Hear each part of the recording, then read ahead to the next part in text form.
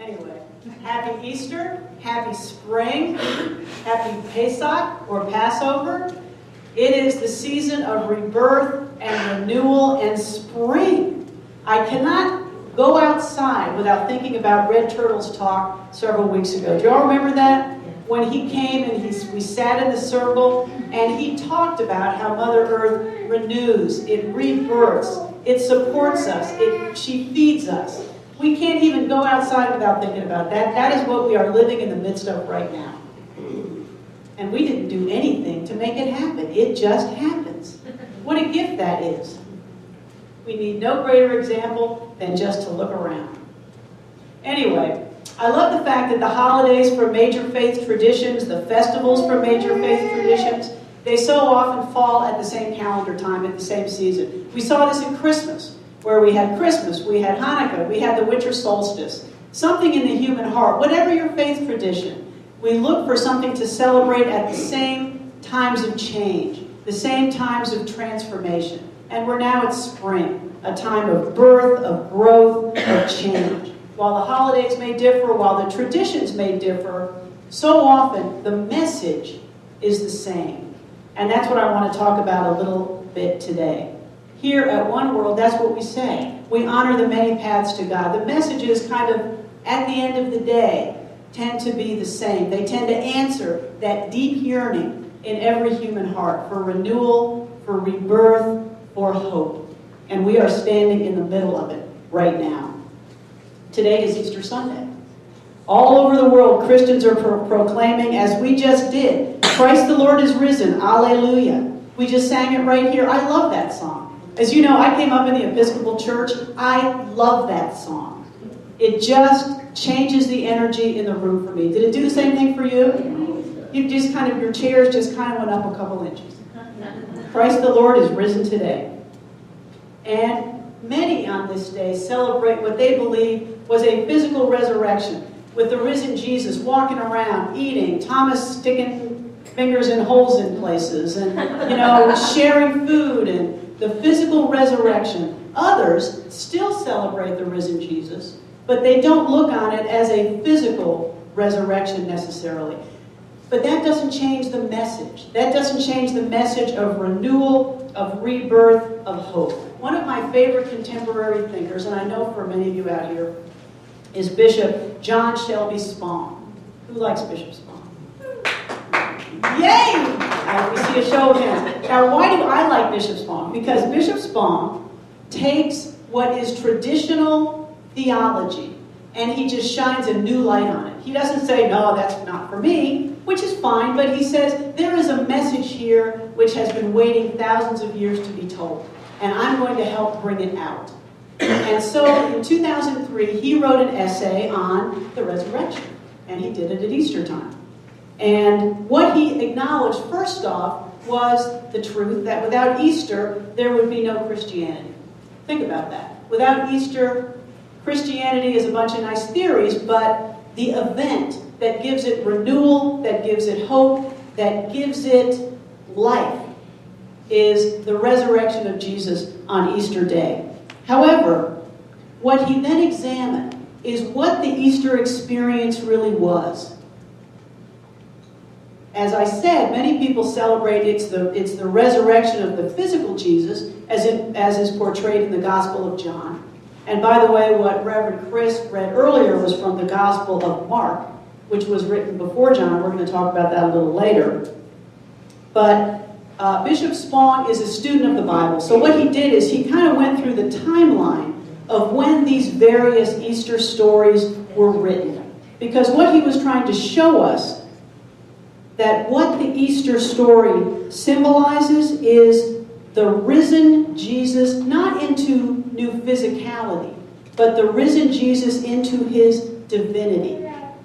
The very first version of the resurrection story, of the Easter story, came from St. Paul.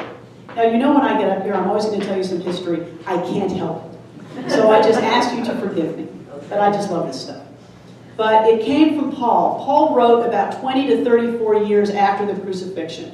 And the Easter stories got more and more embellished as we went from Paul, who does not contain an account of the physical resurrection of Jesus. If you read Paul, who wrote before any of the other Gospels were written, he did not talk about Jesus risen into new physicality. He talked about Jesus risen, but it was a different story. Then, by the time you get to the Gospel of John, which was written about 95 to 100 years following the crucifixion, we have a very different Jesus. We have the Jesus who is walking around, who is eating, who is talking, who is sharing food, who is talking to Thomas, doubting Thomas. It was a growth over the course of many, many years. Paul wrote before any of the Gospels were written. So, for Bishop Spong, what he took from the Easter story, as originally written, was that Jesus was resurrected and was risen, not into being a new old Jesus of the body with the physical presence, the suit we all wear, but was risen into a new divinity. That's the transformation. It wasn't a transformation from physical life to physical life. It was a transformation from physical life into his own divinity, into being God. That is a transformation that is available to all of us. And that is one of the messages of Easter Day. It is a rising, it is a resurrection that is possible for all of us. The Easter story, in that sense, is really a message that death is an illusion because we are eternal spiritual beings who were here before, who were going to be here after. And that was the message of Easter. Death is not the final song. And that's the hope we take from this Easter message. That's the first resurrection story of Easter. We also have an opportunity here today to talk about the other resurrections which are possible in our lives. The rebirth, the renewal, the transformation, the new hope that is available to all of us. Not just at times of death, but all through life. And I want to talk about some of those resurrections today. As I was preparing for this talk, I was talking to a friend of mine, and I said, well, I'm giving an Easter talk, and so what do you think I should talk about? And she says, well, you know, that one world is a pretty non-traditional group, so stay away from the resurrection. I'm like, as Nick would say, I'm in big swubble now. Big swubble now. I said, well, that's pretty much really what I'm going to talk about. She says, well, good luck, you know, whatever. It was funny because her comment kind of highlighted for me what I was saying earlier after Heather was singing, is the value of open, accepting interfaith dialogue. We can take the richness of all these different faith traditions, Christianity, Judaism, Islam, we can take them and we can examine them with no fear, with no assumptions, with no baggage. And we can look at them and say, what a beautiful song, what a beautiful tradition. We can take it, use what benefits us, and then lovingly just lay the rest aside. That's what Reverend Sydney did on Friday. She had a Good Friday communion service. How cool is that? And I couldn't be there, but I hear it was a wonderful service. That's one thing I've always wanted to do in this church is take the traditions that many of us came up with, that we grew up with, and then we said, I just don't get the theology, so I'm just bagging the tradition. But no, we can take the tradition, we can take what moved us and give it new meaning, give it new life. And that's what she did. She had a communion service which expressed the real meaning of communion, the original meaning of communion. And I really admire that. I thought that was just a wonderful thing to do. And that is what we do as we examine all different faith traditions here at One World. So as I was preparing this talk, I did some research, additional research, into the definition of resurrection. The first thing you see is capital R, resurrection. And that's going to be all the definitions of Jesus rising from the dead. Christian holiday, Jesus rising from the dead, celebrated on Easter. Okay, but then the Merriam-Webster Online Dictionary, thank God for Google. I don't see how people ever prepare talks before the internet. Okay. The Merriam-Webster Online Dictionary gave the following definition. The act of causing something that had ended or been forgotten or lost to exist again, to be used again. Let me read that again. The act of causing something that had ended or been forgotten or lost to exist again or to be used again. Think about that. So let's think about resurrections maybe with a small r. It's a great word. Just looking at it in that context, doesn't it kind of open up the energy around what resurrections might be, about what renewals might mean? We don't have to think of resurrection with a capital R and say, no, I just don't buy that, and so I'm bagging the concept. No. Easter tells us that life is full of the opportunity of resurrection on a personal level, on a community level, on a global level. That is what we celebrate at Easter. The opportunity to renew through the action of Spirit in our lives. Megan McKenna, who is a Catholic writer, saw it this way and gave us the following story as she was leading a Bible study. She shared the vignette in her book, Not Counting Women and Children, Neglected Stories from the Bible. Doesn't that sound cool? Don't you just want to kind of run out and get that? Anyway, this is what she writes. Once in a parish mission, when I was studying certain scripture, she was studying a passage from Luke that talks about Jesus raising a young man from the dead. She was studying with a large group, and somebody called out harshly, "Have you ever brought someone back from the dead?" I have been saying that life happens when we are interrupted, and that some of the most powerful acts of resurrection happen to the least likely people. That we are the people of resurrection and hope, called to live passionately and compassionately with others, to defy death, to forgive, and to bring others back into the community to do something that is life-giving, that fights death and needless suffering. And then this challenge from the back of the church. My response was, yes. I went on to say, every time I bring hope into a situation, every time I bring joy that shatters despair, every time I forgive others and give them back dignity and the possibility of a future with me and others in the community, every time I listen to others and affirm them and their life, every time I speak the truth in public, every time I confront injustice, yes, I bring people back from the dead.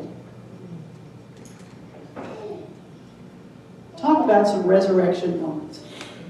We don't have to have people rising up physically. We can raise them up in the ways I just read. We can be agents of resurrection. And that's what God calls us to do. Renewal, rebirth, change, and new hope. What I am calling resurrection here today are the values that we talk about every week. Renewal and hope, support, love, compassion, forgiveness. We celebrate the growth and healing that happens through the action of Spirit of God in our lives. Now, what's so cool about the Easter story is that it gives us the tools to do this. That's what's so great about metaphors anyway. Look at the Easter story. We start with Good Friday. Good Friday is the story of death. Ending, defeat, failure. Nobody knew what was going to happen after Good Friday. He was hanging on a cross. He was dead. He had said he would rise again, but hey, hadn't seen it happen so far. We know that crucifixion can often be something we do to ourselves. This is where we continue the metaphor. This is where we continue the image. I don't know about you, but I don't need others to try to crucify me because I do such a slam-bang job myself. Limitations, denials, assumptions, the opportunities I abandon, the stories I tell myself about myself that maybe I got when I was 3, but you just don't examine them because they're just there. And we just, does anybody else do that? Am I talking about it? No, show of hands. We all do it. Yes. That is how we crucify ourselves every day. Every time we have a hope, an opportunity, a joy. I can't do that. I'm too busy. I don't have enough money. I'm not good looking enough. I only have one pair of pants. I wear it every week to church. Just like those are moments where we do things to ourselves that we don't have to do, but we do. Easter invites us to examine that. Following Friday, we have a time of quiet on Saturday in the Christian lexicon called Holy Saturday. It's a time of resting, of quiet change, kind of percolating, waiting for rebirth. That's kind of what winter is, isn't it? When the seeds are gestating, when everything is quiet, you don't quite know what's going to happen, but something's going to happen. Sometimes we think of it as death, as no life, but it's not. It's life waiting. It's resting. Because we all need times of rest before we move into something new. The tomb is not a place of death. When I started thinking about this, I thought, well, the tomb is death. Why? The tomb is not a place of death. The tomb is where one rests. Metaphysically, the tomb is a place of higher consciousness. It's where you rest and get in touch with the divine in you. It's when we pray, it's when we meditate, it's when we sit in the silence. It's a time of getting ready to burst forth for new life, into greater understanding of our oneness with God. Then the sun rises. As I was leaving the house this morning, I made my wife get up to get the kids ready, and she's kind of staggering around, and I said, well, the good news is we don't have a sunrise service. At that point I realized when I get home my stuff's going to be on the front lawn. But after Good Friday, we get the sunrise. We get Easter. We get today. We get a time of rebirth, a release of our limitations, a release of our old beliefs, assumptions about our self-image that are just not true. That's what Easter does for us. It gives us a chance to take another look. It gives us a way to deal with transformations, to work through transformations from our old life into our new life. Now, another metaphor I loved. What happened before they went into the tomb and they saw that Jesus had risen? They rolled away the stone. Hello? How many stones do we have in our lives that block our good? How many opportunities do we have to look at that big thing in the way and say, no, move aside. It is time to step into new life. Those are obstacles, those are things we have to get past, we have to move aside before we can step into the new life that we claim. Now, it's also the season of Passover, or Pesach, which started on April 3rd and continues through April 11th. The Passover story is also a very familiar one. It commemorates the Israelites' escape from slavery in Egypt. If you've read the Passover story, you know that Moses demanded the release of the Israelites and Pharaoh refused. Now, Moses did not feel that he was up to this job. Moses kept saying, let Aaron do it, his brother who was the lawyer. Because we always want the lawyers to get up and do the talking. And God said, no, Aaron can help you, but I picked you. So that was another transformation, that Moses had to step into the fact that this was his job. And that when he took a step out in faith, God would help him do it. I think in all our lives we have seen that happen. You take a step out in faith and you are sustained. So Moses goes to Pharaoh and he says, let my people go. Pharaoh says, not in a minute.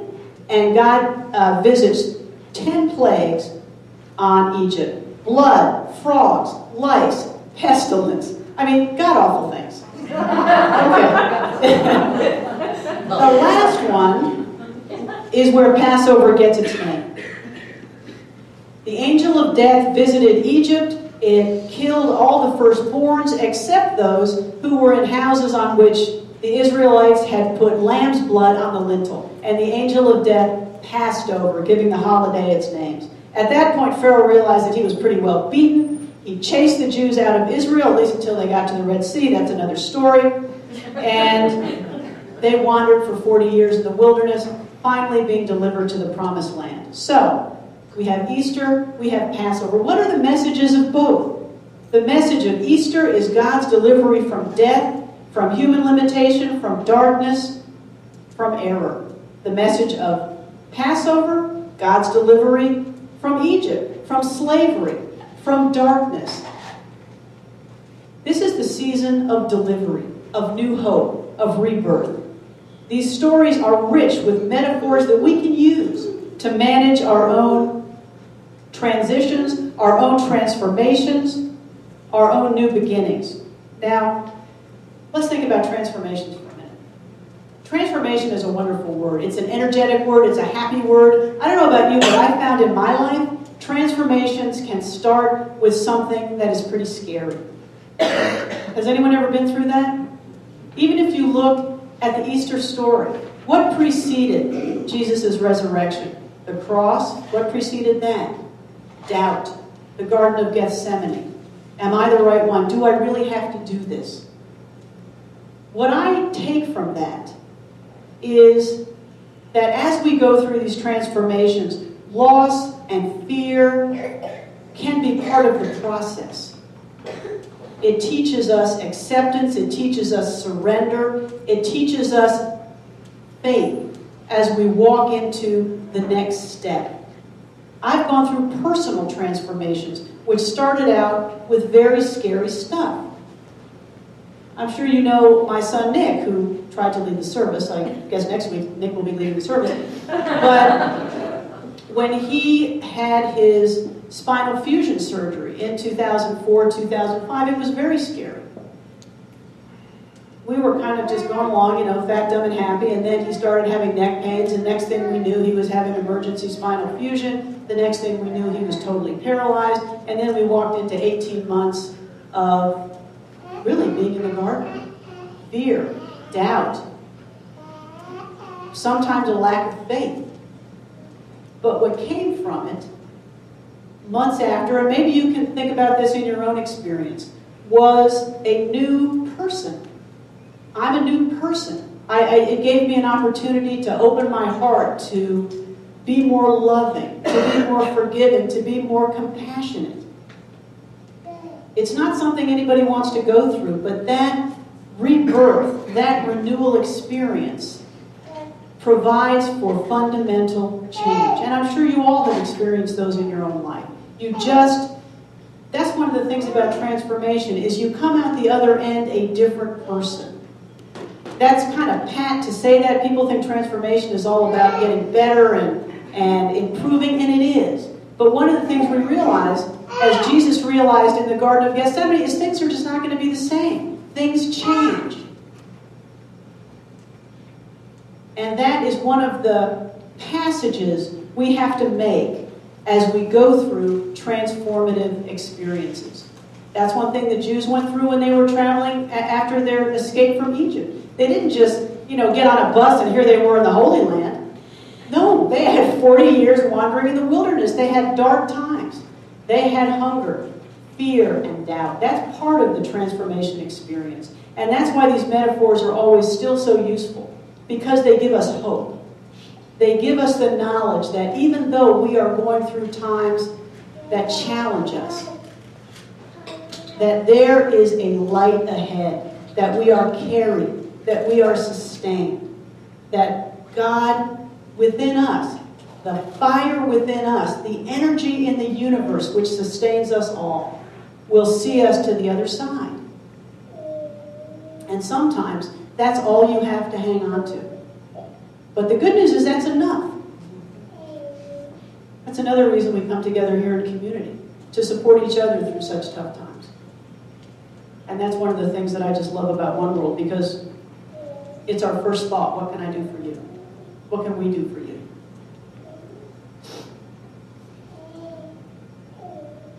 It's funny, I remember Jeannie Ward was talking, when she was here last week, she was talking about change, and she was talking about how people who manage change successfully are like fresh plants. Remember her talking about that? They bend, but they don't break.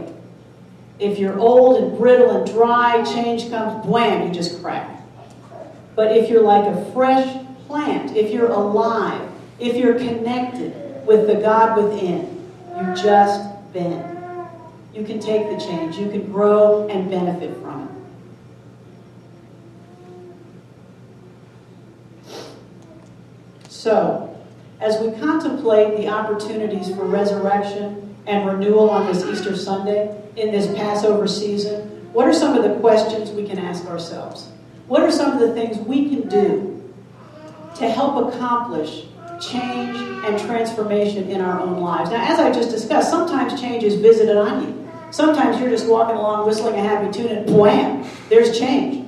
And you have no option but to get on that train and ride with it. But sometimes, as we move along, we can see things in our own lives that need changing. We feel a malaise. We feel unhappy. We just know something is not right. Has anybody ever felt that? You know you're kind of getting ready for a change. You don't know quite what it is, but something's going to happen.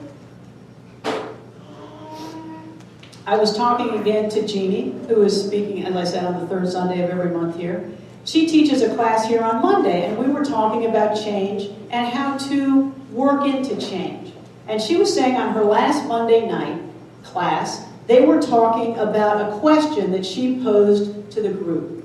And the question was, what one thing do you need to do tomorrow to begin a transformation in your life? What one thing do you need to do to start addressing that feeling in your heart that things are going to change? That there's something bigger, there's something better. That what you are now doing, there's more. And what was interesting about that to me is she didn't say, write a list of 12 things you need to do by tomorrow at lunchtime. No, it was one thing, because that's how we change, is in little steps. We do it a little bit at a time. So that's one of the questions I invite you to think about today. As you seek to renew, as you seek to transform, look into your heart. What one thing can you do to start achieving your own resurrection, your own transformation? That's kind of a fun question to ask ourselves. The article that I read to you before by Megan McKenna, she had a list of a couple things she suggested were resurrection activities. And here's her list. The first was, be aware. Be conscious of what is going on around you. Give your full attention to whatever you are doing, and you will see the renewal in your life around you all the time. If you're like me, I can get in my car and I can go from point A to point B and not even remember the drive. Are you like that? That's not good. My challenge is, and this is so funny that I'm in this job, because my challenge is to be more aware, because I am the most unaware person on the planet. But when you start looking around and kind of realizing what is going on around you, you see the opportunities for renewal and rebirth all around you. You see joy all around you. The other recommendation she gives is notice the spiritual radiance in people, places, and growing things. One of the things we do here is we say we see the face of God in each other. We see the divinity in each other. Look for that. Look for the radiance in other people, even people who don't look like you, think like you, act like you. It's there. We just have to see it and appreciate it. And you know what? The minute we do, they will start acting more radiant. You know what they say is if you have somebody and you're not getting along with them, you don't like them, what you need to do is go give them a gift. Because even if you don't like them, if you act like you do, it will change the relationship. Try it. Because they get your energy. The energies between you change. And that person becomes more likable in your eyes. Notice the spiritual radiance in people. Live in the present moment is her next bit of advice. The way she puts it is leave the past to God's mercy. Leave the future to God's discretion. Living in the present moment, the only time when God brings forth new life, is a way of affirming your belief in resurrection. That's so hard to do nowadays. Because, leave the past to God's mercy. Leave the future to God's discretion. Don't you love that? Yeah. Living in the present moment is a way to live in the spirit of renewal. Be compassionate. She says, whenever you with compassion open your heart mind, and soul to the pain of the world, you help bring suffering beings back into the land of the living. A resurrection opportunity. Approach people with compassion. Remember a couple weeks ago I was talking about how as we continue on our spiritual journey, we have less and less opportunity to act otherwise? Don't you find yourself over the past year just being more compassionate? What I find is even when I have friends who want to badmouth somebody and it would be such fun to join in, I'm like, I really can't do that. Bummer. You know, I feel I'm feeling compassionate. I'm not going to join in with this. The more we grow on that spiritual journey, the more that genuine action comes from our hearts. The more we just have to express that that is the way we are. Our choices become more limited. She also talks about making connections.